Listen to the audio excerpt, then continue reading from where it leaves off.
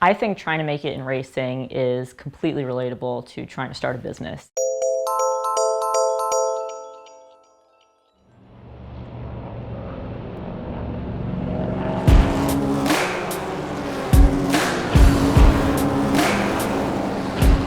It's always really fun for me to introduce myself and say that I'm a NASCAR driver.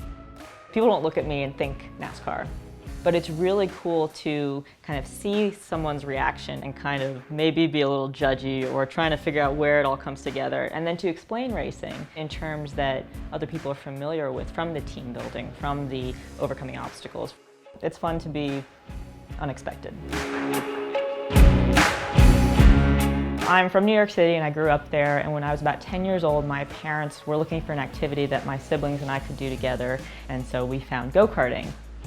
We went to a go-kart track about 2 hours outside of New York City almost every weekend from ages 10 to 15, and I loved it and I started winning right away, and by the time I was 12, I knew that I wanted to be a professional race car driver. I started in the Skip Barber Series, and then when I was 14, I became their first female champion. It showed the racing world that I really had some innate skill and some talent. I think trying to make it in racing is completely relatable to trying to start a business. It's partially based on talent, partially based on funding, and it's an expensive sport to get involved in. And so I learned that I was going to have to make myself a brand and make myself attractive to potential partners and sponsors.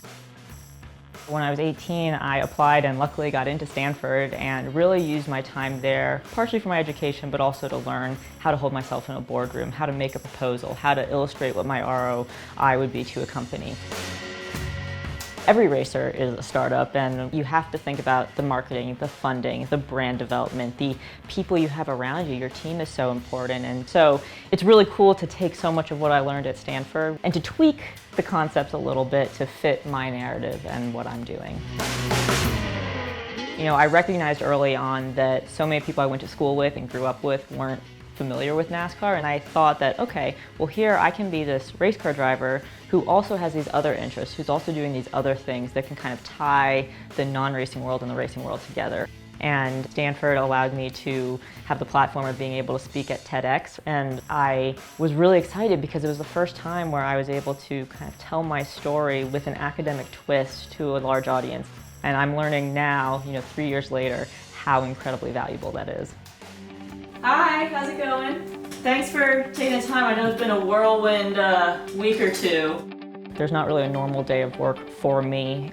Really, the consistent things that I do day to day are physical training, and that usually takes about 2 hours of my time.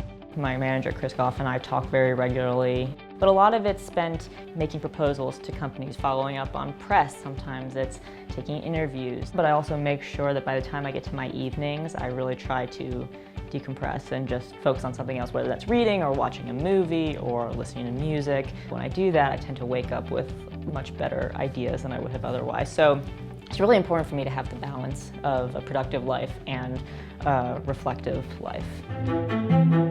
One of the most common questions I still get is, what's it like to be a woman race car driver? And it's interesting because it's both good and bad, I think. On the one hand, any little success I have will be amplified. On the flip side, I think there are expectations that women might not be successful, or there's this assumption that, all right, she's not going to be great. Driver coaches have pointed out that the guys race me harder than they race other guys. And hearing my driver coach recognize that was really powerful, and it also shows the importance of having allies, especially male allies, in any male-dominated industry. But it's also so satisfying because when people don't expect you to do something and then you prove that you can do it really, really well, it's the biggest sort of great feeling ever, so it's worth it for me. I will feel like I've succeeded at racing specifically when I'm getting paid to race full-time. To be able to make my living racing cars, and my goal is to win at every level that I race at, so that would be successful. But I'm also really concerned with helping others and showing that I can pursue what I love and that I have the resources to overcome a lot of obstacles. And at the end of the day, if I've helped one person kind of go after their dream or overcome something, that's also really, really important to me, and I consider that successful.